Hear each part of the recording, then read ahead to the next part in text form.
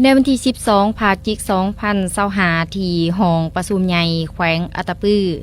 ได้จัดพิธีประกาศแต่งตั้งพนักงานนำพาคุ้มครองสวยสาอากรประจำแขวงและสวยสาอากรประจำเมือง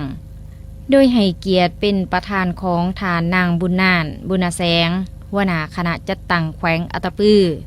มีฐานอุบันสุพิดาหัวหน้ากรมจัดตั้งกระทรวงการเงินมีคณะภาคคณะแผนกการเงินแขวงและแขนงการสายตั้ง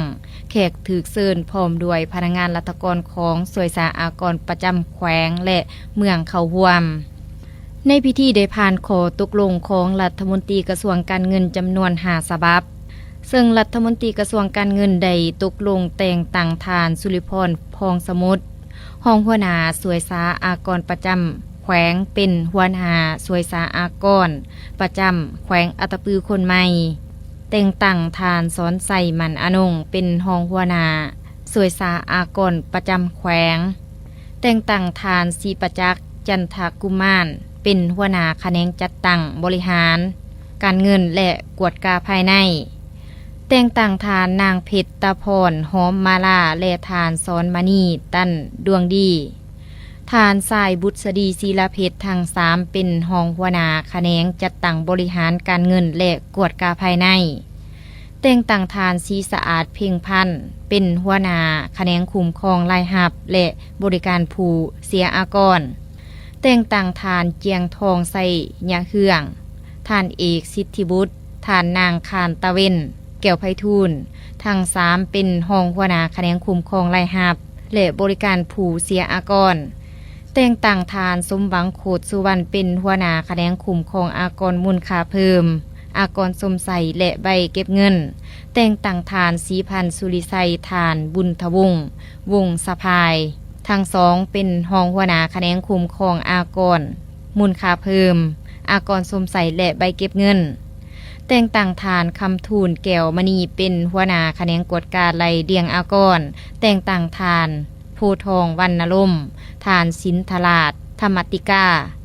ทั้ง2เป็นรองหัวหน้าแขนงกวดการไล่เลียงอากรพร้อมนี้ยังได้ตกลงยกย้ายทานศาสตร์ทรายศรีจันทประดิษฐ์หัวหน้าหน่วยงานสวยสาอากรประจำเมืองไสเสถาไปรับหน้าที่ใหม่อยู่ห้องการเงินเมืองไสเสถา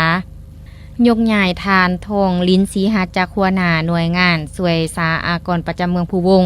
ไปรับหน้าที่ใหม่อยู่ห้องการเงินเมืองภูวง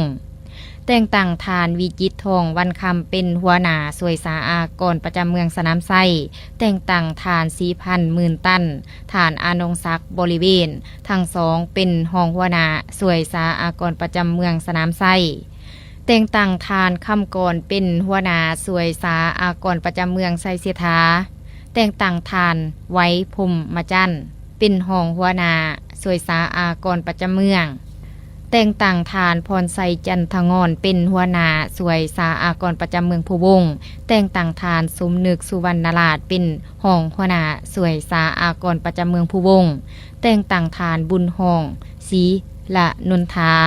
เป็นหัวหน้าสวยสาอากรประจำเมืองสานไส้และแต่งตั้งทานพรไซลิตติเป็นรองหัวหน้าสวยสาอากรประจำเมืองสานไส้โอกาสนี้ทานอุบันสุพิดาหัวหน้ากรมจัดตั้งกระทรวงการเงินก็ได้ให้เกียรติมอบขอตกลงให้บรรทานที่ได้รับการแต่งตั้งใหม่ในครั้งนี้อย่างสมเกียรติ